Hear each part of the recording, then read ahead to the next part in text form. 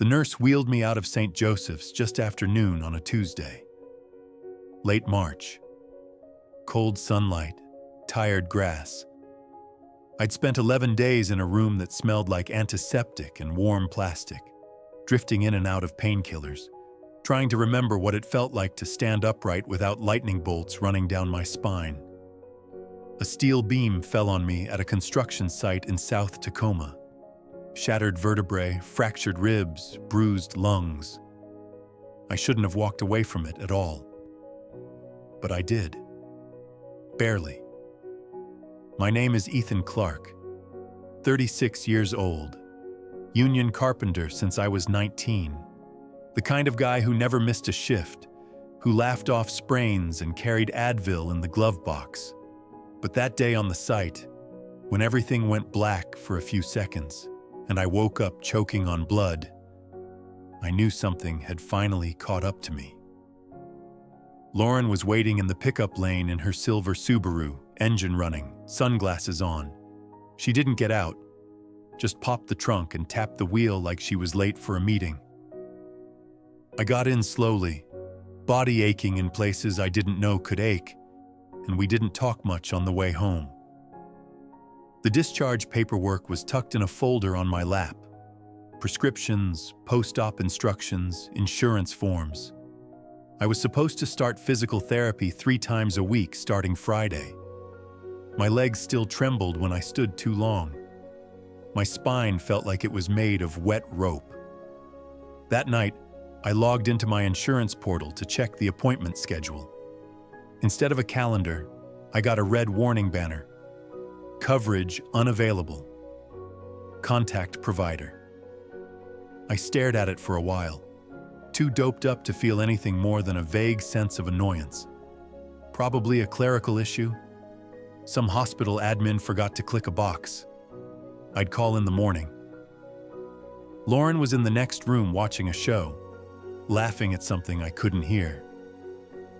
I tried to call out, ask if she'd help me find the helpline number, but the words slurred in my throat. I gave up, closed the laptop, and drifted back into sleep. At the time, I still believed this was just a glitch. It wasn't. I called the insurance company the next morning, voice still gravelly from medication, holding the phone with a hand that trembled more than I liked. The rep, cheerful, chirpy, too awake, put me on hold for 20 minutes before coming back with words that made my skin cold. Your policy was canceled last week, sir, due to incomplete documentation from the provider. I blinked. I was in the hospital last week. Yes, I see here there was a pending claim, but it was retracted. Your account is showing inactive. Retracted by who? The provider, sir. She gave me a reference number, told me to call the hospital to clarify the discrepancy. Her tone said she'd had this conversation before. I hung up, heart hammering now, not from pain, but from a low, creeping dread. I called St. Joseph's main line, spoke to 3 departments before someone in records finally picked up. I need to confirm my discharge summary, I said. From last Tuesday, Ethan Clarke. I was in room 422B. A pause. Typing. More silence. I'm sorry, the woman said. There's no record under that name for that room or date. I sat up too fast, pain flaring in my back. What are you talking about? I was there for 11 days. Do you have a patient ID number? I read it off the wristband I still hadn't cut off. That number's been deactivated, she said. I'm not showing any recent admissions under your profile. My mouth went dry. So what? You think I imagined my own surgery? I'm just telling you what the system shows. I hung up before I said something I couldn't take back. My hands were shaking again. I opened the manila folder the hospital had given me. It was thin, too thin. Just 2 sheets of paper, one for a prescription pickup I'd already filled, Another that looked more like a generic post-op flyer than a formal discharge summary. The rest was gone. I turned toward the kitchen where Lauren was making coffee, humming softly. She looked at me, eyebrows raised like nothing was wrong. I said nothing, just stared. Because in that moment, I understood something I hadn't let myself believe. Someone had made this happen, and they'd started with erasing me. Lauren was watering the plants when I stepped into the kitchen, my breath short and my body still half in recovery mode. She was in one of her oversized sweaters, the kind she always wore when she wanted to seem cozy and unbothered. The coffee machine clicked behind her. Calm. Too calm. "Hey," I said, trying to sound casual. "Something weird's going on with my insurance." She didn't turn around. "Weird like what?" "They say my policy was canceled. Hospital says I was never admitted." She turned then, eyebrows pulled together in a well-practiced look of concern. "That doesn't make any sense." "I know." I watched her closely. "They said the hospital retracted my records." Her lips parted slightly, a beat too slow. "That has to be a mistake. Maybe a system glitch?" "I was there, Lauren, for 11 days. She crossed her arms. "I didn't say you weren't." "You're really calm about this." She blinked. "Because freaking out won't fix anything. We'll call the insurance company. Or maybe the hospital misfiled something. You know how bad they are with records." "We." The way she said it made my skin crawl. She wasn't panicked, wasn't confused. She was smooth, scripted. "I already called both," I said. "They're acting like I made the whole thing up." "Then we'll keep calling." She smiled, just slightly. "Don't worry, Ethan. I'll help you sort it out." But I was worried, because I knew Lauren. I knew how she handled stress. Blunt, fast, impatient. I'd seen her lose her mind over an expired credit card. But this? A vanished hospital stay and canceled insurance? She was acting like we'd run out of coffee filters. I let her put her hand on my shoulder, let her give me that same tired line. "You've been through a lot. Maybe you're remembering it wrong." That one landed harder than anything else. It wasn't just a glitch. It wasn't just missing paperwork. It was a play. And I'd just caught the first move. Later that afternoon, I went to the bedroom closet where I'd stashed the hospital folder, top shelf under a stack of old hoodies. I remembered putting it there. I remember folding the flap down twice, secure, safe. It was gone. I checked again, slower this time. Moved the hoodies, pulled the boxes out. Nothing. "Lauren?" I called out, trying to keep my voice level. She walked in, still holding her coffee. "Yeah?" "Did you move the folder from the closet? My discharge papers?" She tilted her head. "Number what folder?" "The one from the hospital, with the prescription slips, the summary, everything." She thought for a moment, then shrugged. "Maybe you misplaced it? You've been kind of out of it?" I stared at her. "It was in the closet." "Well, I haven't seen it. Maybe you moved it and forgot. Or maybe the cleaning lady threw it out."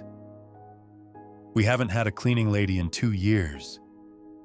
She just blinked. "Then I guess it's gone." I moved past her and into the office, plugged in the backup drive I used for everything, documents, scans, work files. I'd scanned my intake form the day I got home, just in case. Nothing. Drive was wiped clean, formatted, empty. No folders, no backups. I sank into the desk chair, hands tightening on the armrests. checked the patient portal next. Maybe I could re-download what I needed. Invalid credentials. I reset the password. Still locked out. Tried again. Same result. Lauren appeared in the doorway, arms crossed. "Babe, maybe you're just stressing yourself out. You're supposed to be resting." I didn't answer. Because I wasn't stressing out. I was waking up. Someone had erased everything. And now I knew exactly who had the motivation and the access to make that happen. It's strange how memory works when your world starts unraveling. Things you brushed off at the time start resurfacing, sharper now, stripped of their casual disguise. I was lying in a hospital bed when Lauren asked for my insurance login. "Just in case of emergencies," she'd said, sitting beside me, one hand on her phone, the other adjusting the blanket like a nurse who didn't want to be there. I'd been too doped up to question it. The painkillers had me fogged, agreeable, trusting. "You sure you don't want me to take care of the billing stuff?" she'd asked again. "Make sure we're not overcharged?" "Yeah," I'd muttered, handing over the info. "Thanks." I didn't think twice. Because why would I? But now those words echoed with a different weight. Just in case. Take care of. Overcharged. I remembered a different night too. About a month before the accident. I'd been filling out job forms, side gigs I could do on weekends since hours had been spotty at the shop. Lauren came home late from one of her networking happy hours, tossed her keys on the counter, and said without looking at me, "You know, sometimes it feels like I have two jobs, mine and picking up your slack." It stung, but I laughed it off. Said I'd pick up more shifts. Said things were just tight because of the economy. She didn't respond. Another time, midwinter, I think, she'd been looking at her tablet and muttered, "Life would be a hell of a lot easier without all these bills." I'd assumed she meant utilities, rent, groceries. That's what people mean when they complain about bills, right? But now I wondered if she meant something else entirely. Like medical bills? Like me. Like cutting weight she didn't want to carry anymore. And maybe she wasn't looking for ease. Maybe she was looking for a clean break. The kind that comes with deleted records, canceled policies, and no legal ties. And maybe I'd just been too trusting, too tired, or too in love to see it. But I saw it now. And I was done missing the signs. The argument started over something small. The laundry, maybe. Or dishes. I honestly don't remember. What I do remember is the tone in her voice. The flatness. The lack of effort to pretend anymore. I was halfway through telling her the insurance still hadn't reinstated coverage when she cut me off. "You know what, Ethan?" she snapped. "None of this would have happened if you'd stayed healthy." She froze right after she said it. I didn't say a word, just stared at her, the silence stretching between us like a loaded wire. She blinked, realizing she'd gone too far. "I didn't mean it like that." "Yes," I said quietly. "You did."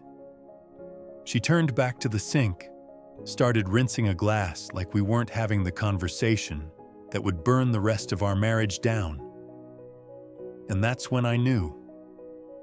She wasn't panicking because this wasn't chaos to her. This was part of the plan, the calm, the fake concern, the gentle gaslighting.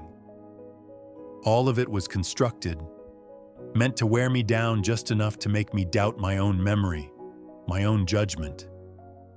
She wasn't worried because she thought she'd covered her tracks. But I hadn't been asleep. Not entirely. I went to the office and opened a fresh notebook. I wrote down everything, dates, names, times, conversations. I listed every strange moment from the past 3 months, every quiet red flag I'd ignored. I screenshotted our texts, backed up call logs, pulled our router history, set up 2 hidden folders on my laptop, and cloud synced them under a fake project name. Then I started digging. Lauren had always underestimated me. She saw the work boots, the quiet mornings, the loyalty. She thought I was the kind of man who'd never question his wife, never fight back. She thought wrong. I wasn't going to yell. I wasn't going to accuse. I was going to prove it. Because she'd already confessed. She just didn't know it yet. I hadn't spoken to Marcus in over a year, but I knew he was the right call the moment I dialed his number. We'd gone to trade school together before I switched paths. He stuck with tech, built a quiet career in medical software compliance, HIPAA audits, data security, all the boring stuff hospitals don't take seriously until something breaks. Ethan Clarke, he answered on the 3rd ring. Either you need beer money or someone's in real trouble. Both, I said. But let's start with the second one. We met at a cafe halfway between our towns. I limped in with a cane, still stiff from the accident. Marcus whistled low. Damn, that beam did a number on you, huh? Yeah, I said. And someone's trying to erase the fact that it ever happened. He stopped smiling. I laid it out in plain terms. No drama, just facts. The missing hospital records, the insurance cancellation, the portal lockout. His eyebrows lifted higher with each detail. You think your wife did it? I don't think, I said. I know. I just need proof. Marcus leaned back, tapping his fingers on the table. If someone accessed your medical files remotely, there should be logs. Hospitals use secure portals, but the audit trails are stored even when records get pulled. You can get them? I can't, he said. But I can tell you exactly what to ask for, and how. That night, I followed his instructions to request my digital access logs under the Health Information Technology for Economic and Clinical Health Act. High tech, he called it. I submitted it directly to St. Joseph's compliance officer with a formal paper trail. 4 days later, a secure file landed in my inbox. I forwarded it to Marcus. He called 10 minutes later. There it is, he said. Remote login from your IP address 3 days after your accident. Download and delete request for your primary patient file. My chest went tight.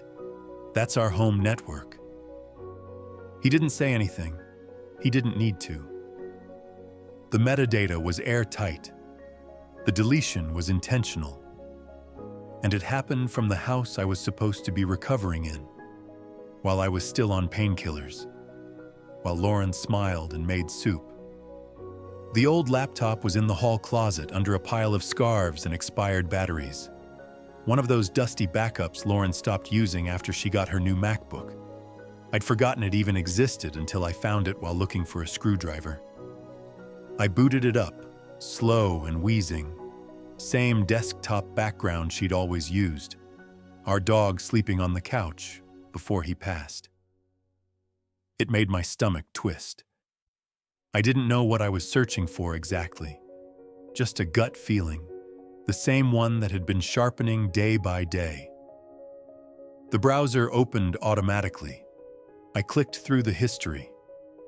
Not much, but when I pulled up her Gmail login, a few cached attachments popped into view. Leftovers the browser hadn't cleared. I opened the first one. Subject: Contingency Planning. From Eric Malone, Family Law. To Lauren Clarke. Attachment: Clarke Disability Impact.pdf. I stared at the name. Eric Malone. Never heard of him. I opened the attachment. Legal summary, plain and clinical. It outlined how injury-related disability claims could be voided if no documentation was present at the time of insurance renewal. It mentioned how private policies often reject reapplications without a verifiable medical record on file. The next email was worse. From Lauren. Once the records are gone, he won't qualify for long-term disability or extended insurance. Then I can finally move forward. I sat back, cold washing through me like water. This wasn't just convenience. This was a blueprint. She had mapped it out. Deleting records wasn't a panic move. It was a strategy. She didn't want a divorce where she split everything. She wanted one where she walked away with it all, while I limped through the fallout alone and broke. I copied everything, screenshotted the cached pages, pulled down every attachment, backed it all up in 2 locations. I even screen recorded myself opening the emails, just in case she claimed forgery later. The next morning, I bought a burner USB drive and locked it in my toolbox under a tray of wrenches. She thought she'd scrubbed everything clean, but Lauren forgot the oldest rule in the game. Nothing digital ever truly disappears. Once you start pulling thread, the whole thing unravels faster than you expect. I kept replaying old moments in my head, ones I'd dismissed at the time. Like the pharmacy mix-up a week after I came home. They said the refill on my painkillers had been canceled by the prescribing physician. When I called the office, the nurse told me they had no record of my prescription at all. Lauren said it was probably a system error. She even offered to pick up something over the counter instead. I took her word for it.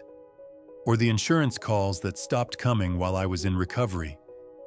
Before the accident, they'd call weekly to go over coverage updates. After, nothing. When I asked Lauren, she told me they were probably handling everything through email now. They weren't. I logged into my email and found 2 missed messages from the provider, flagged for follow-up, both marked unread. The notices had been filtered to spam. My hand hovered over the keyboard, heart pounding. I knew I hadn't set that filter. Then came the final punch. A legal envelope tucked deep in the filing cabinet behind our mortgage paperwork. Dated the 2nd day of my hospital stay. Limited power of attorney, Ethan Clarke. Lauren had signed it as the acting agent, just a standard boilerplate form.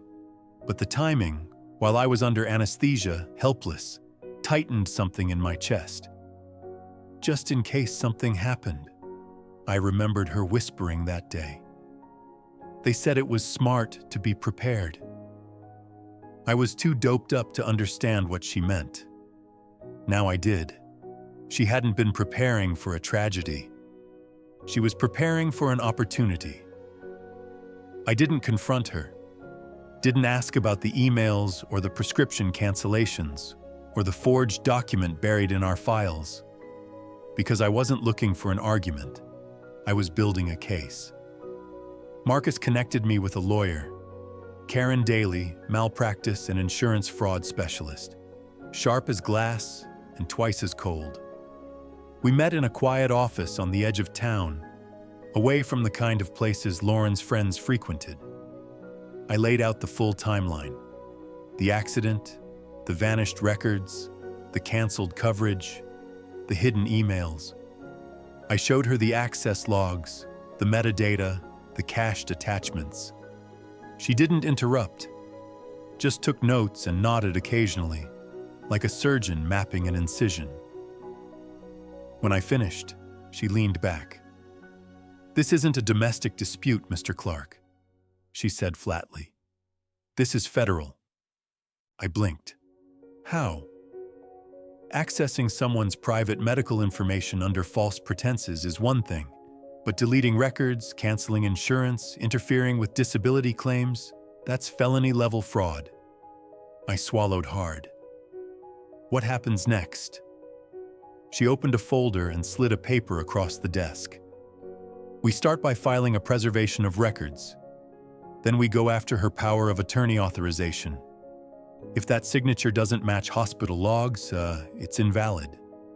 And if she acted under false context, it's void anyway. I nodded. What about the emails? Golden, she said. Intent to defraud.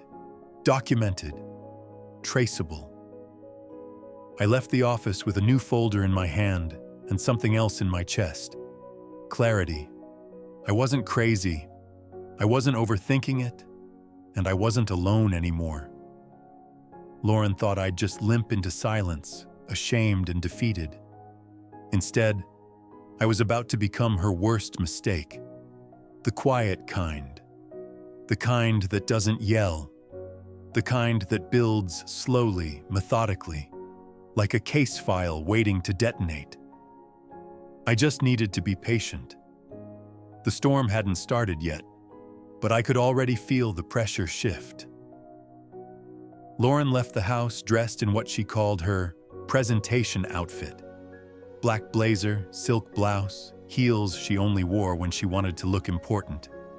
She kissed my cheek on the way out, told me she had a lunch meeting downtown. I nodded, didn't say a word.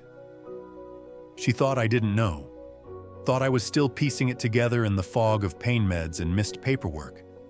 But I'd already seen the email confirmation from her laptop. Eric Malone, Family Law, 1:30 p.m., initial consultation. Subject line, time to move forward. What she didn't know was that the motion of discovery had been filed that morning. Karen and I made sure it hit the county clerk's system at 9:04 a.m. A legal freeze on all joint digital assets. That meant email accounts, shared drives, cloud storage, financial platforms, text message archives, locked down. I'd also filed a separate hold on our joint accounts, pending investigation into suspected fraud. She wouldn't know until she tried to move something, and she would.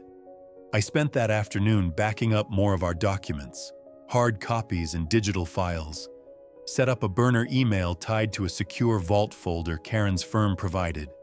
Nothing in my name, nothing she could access.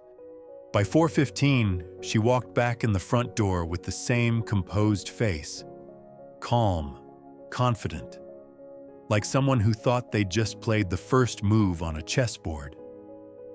She poured a glass of wine, asked how my back was doing, said maybe we should talk about the future sometime soon. Sure, I said, keeping my voice neutral. Let me know when's good for you. She smiled like she was already halfway free. But freedom, like truth, has paperwork attached, and hers was about to catch up with her. It started with a courier showing up at St. Joseph's with a folder bearing the county seal. Court order, full disclosure of medical access logs and patient records, signed and stamped, airtight. Karen filed it just after our motion went through. No wiggle room, no delays. 3 days later, I got a call from the hospital's compliance officer. We, located a duplicate archive, he said, voice tight. Must have been misfiled. We'll forward it to your attorney. Karen got it the next morning. My full patient record. Intake forms, surgical notes, scans, post-op reports. Even the physical therapy orders that had mysteriously vanished weeks ago. I had been there, and now, on paper, I always had been. The next domino fell just as fast. My insurance provider reopened the case within 24 hours of receiving the updated files. I watched the portal refresh in real time. Status reinstated, appointments scheduled, benefits restored, past due bills marked for reimbursement. A quiet exhale left my chest that I didn't realize I'd been holding. But Karen wasn't done.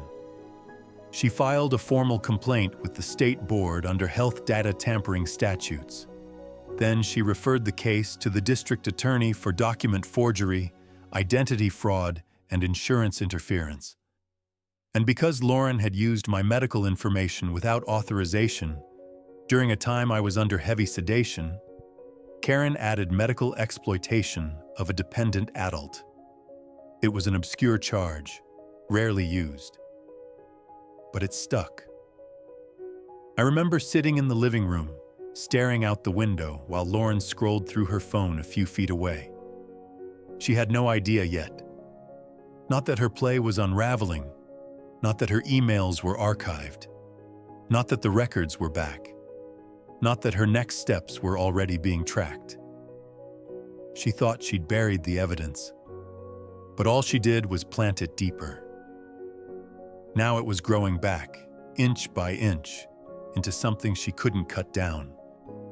I wasn't playing defense anymore. The tide had turned.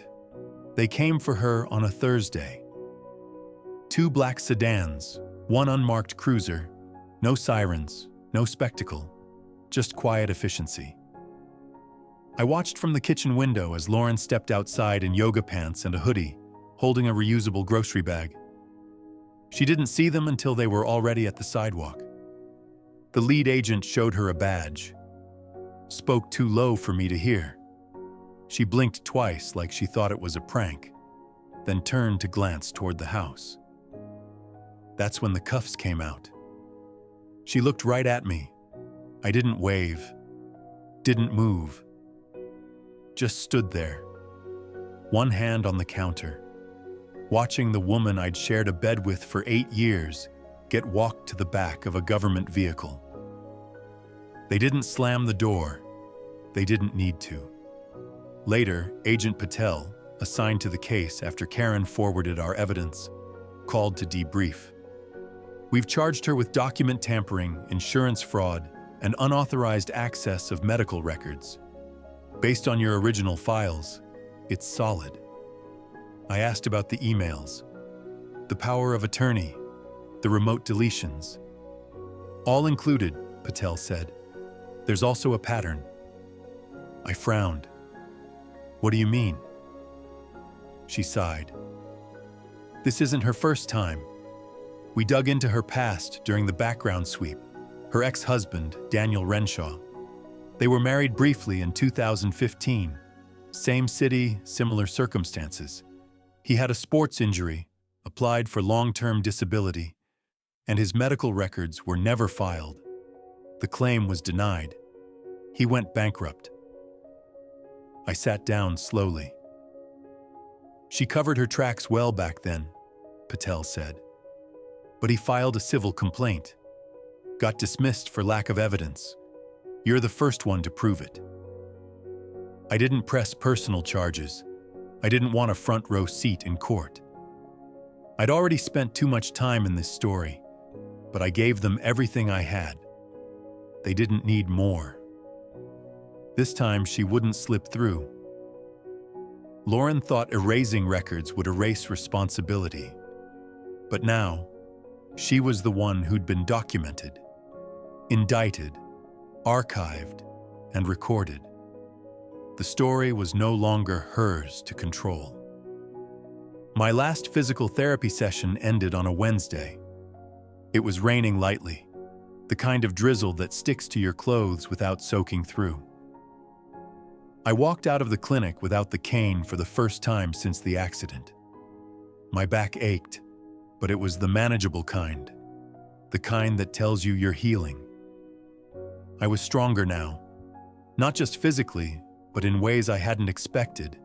Clearer, quieter, sharper, like scar tissue had grown over more than just muscle.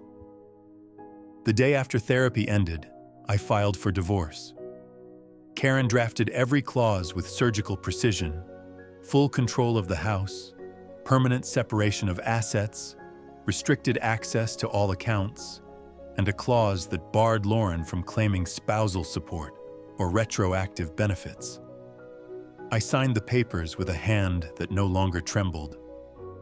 Lauren didn't contest it. She couldn't, not with what was waiting for her in court. 3 weeks later, Her story made local news. Insurance fraud scheme tied to vulnerable patients. Local woman indicted. They didn't mention my name, but people knew. Friends texted me links. Co-workers reached out. A few of them apologized for ever doubting what I'd said. I didn't need the validation. I already had what mattered. The truth, the time, the future. The house was quiet now, peaceful. I'd taken down every picture of us and repainted the bedroom walls, new color, new energy. I kept the dog tags I wore during recovery hanging over the bathroom mirror. Not military issue, just a gift from a buddy who'd been through something similar. They read, "Keep going." So I did. Every day after that got a little lighter. I started working again, took small jobs, framing, light cabinetry, kept my hands moving. I wasn't angry anymore. I wasn't afraid either. The worst had already happened, and I'd survived it. The rest was just living. 1 year later, I stood in the lobby of a hospital I didn't recognize.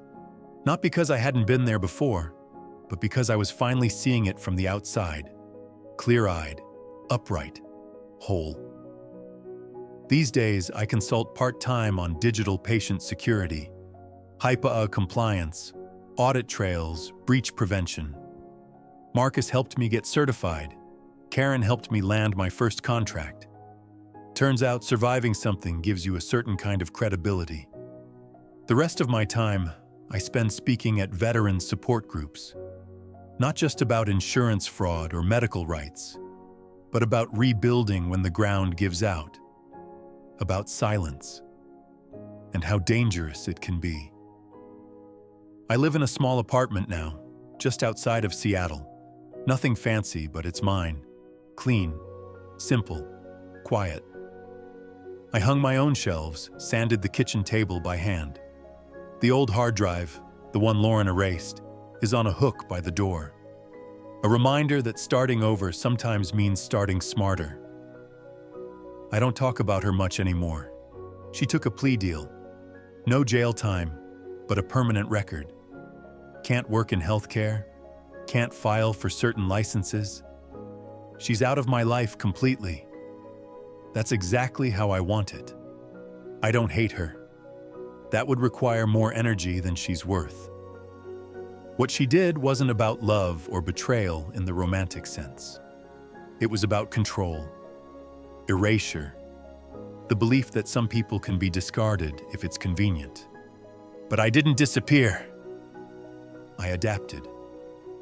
This morning, before my meeting with the hospital's compliance team, I printed out a single sheet of paper. Just a few sentences, black ink on white. No logo, no signature. I pinned it to the staff bulletin board on the way out. To the ones they tried to write off. You matter. Document everything. They only win if you stay quiet. I stood there for a moment, watching it settle on the cork like a message in a bottle. No one noticed. No applause, just a quiet message for whoever needed it next. She tried to erase me.